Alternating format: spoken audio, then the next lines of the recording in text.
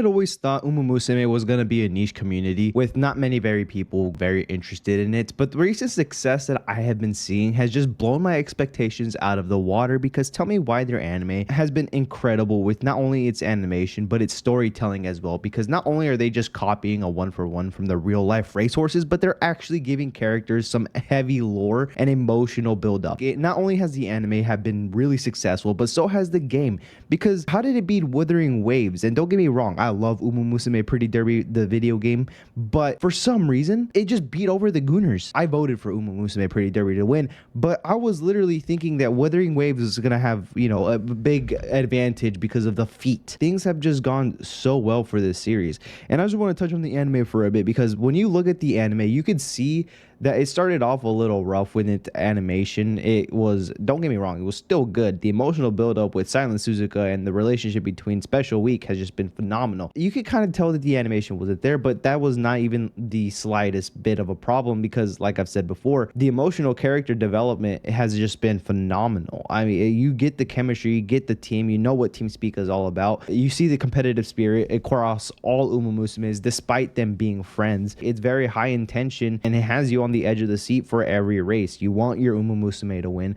but you also feel bad for the other ones losing.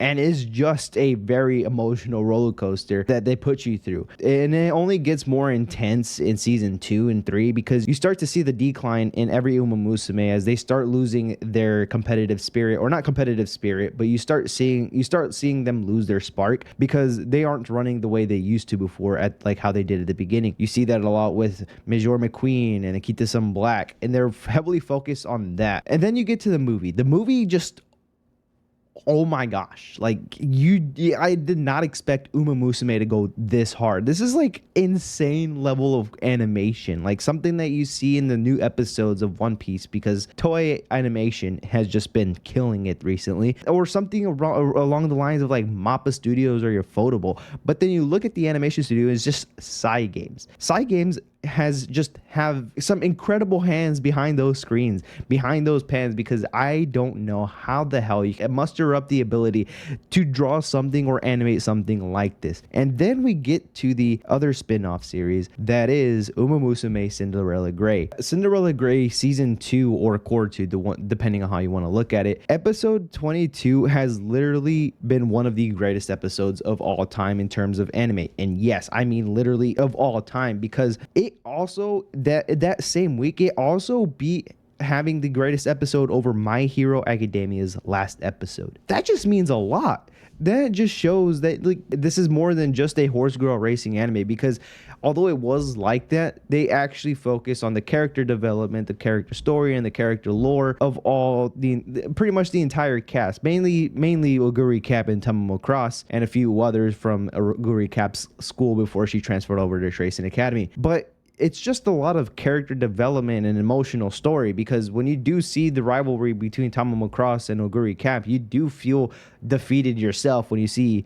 spoiler alerts, by the way, when you see Oguri Cap lose. But you also have mixed feelings when Tamamo Cross wins, because she has her reasons for racing and trying so hard. I was on the edge of my seat that entire episode, to be honest, because it was just so high tension. And then how they go back and forth between how they were when they were little kids to them going up, and then like them just having a blast, like not even focusing on the most high stakes G1 race, literally just having fun going head to head and racing each other. But that's enough for the anime, because the anime has already been, you know, pretty influential. You go to the game is also very fun in a way where they're very forgiving, because when you play the gacha games like Wuthering Waves, Zenless Zone Zero, or Honkai Star Rail, a lot of the in-game currency is pretty hard to come across, especially if you played the game for a very long time. But I've been playing and grinding, and I think I've done the most in all of the gacha games with Umamusume Pretty Derby, to the point where like I had a feeling that I was going to start losing the ability to gain some carrots frequently. But I'm proven wrong, because when you log into Umamusume, depending on the updates or whatever, you get a daily log bonus. That's already 75 carats just by playing the game every single day, or logging in at least. But then you get your dailies, you do daily missions, you do your daily stuff. You get carrots almost every single time just by doing one career run, a successful one at that. But then you also get certain updates that you get to get an ability or the chance to get an SSR guarantee on either a support card or a 3-star character. I mean, they are so insane. And then don't even get me started with the fact that they pretty much said thank you and here's this winning ticket when they won the mobile game of the year. Like I've said before, I was surprised when they won mobile game of the year above Wuthering Waves. Now, is the gameplay fun? Absolutely. But tell me why the hell I'm still losing a 3%. But that's enough of the game, because when I heard this news, especially with Umamusume Pretty Derby, I had never in my entire life thought that it was going to touch or come across any NFL page. Because tell me why the team Broncos, Denver Broncos, if you're not familiar with football, has been taken over by the Umamusume community. Denver Bronco fans should be like so confused seeing people in their stadium dressed as horse girls and just like a heavy number of them because of Umamusume. And it makes perfect sense. And I think I freaking like that because, I mean, one, they're gaining a big community or a big fan base. I'm sure Umamusume fans that aren't even familiar with football have ended up becoming a Denver's Bronco fan only for the fact that their mascot is an actual horse. Now, I know the Texans are doing something similar ever since the Umamusume fan base has been shoving their face into the Broncos community, but I still think that, you know, the Broncos are doing it better. I see Texans do something similar to, I'm pretty sure Attack on Titan, or was it Death Note, as well as Gojo levitating on his little high. But yeah, I mean, that's pretty much all I really gotta say. Oh, and about that SSR ticket, I got that winning ticket. I think I mentioned that in my last video. I'm still butthurt about that. So yeah, I'm just waiting for that Kita-san rerun because I'm in dire need of it. Anyways, if you made it this far, let me know what y'all guys think about this Umamusume taking over.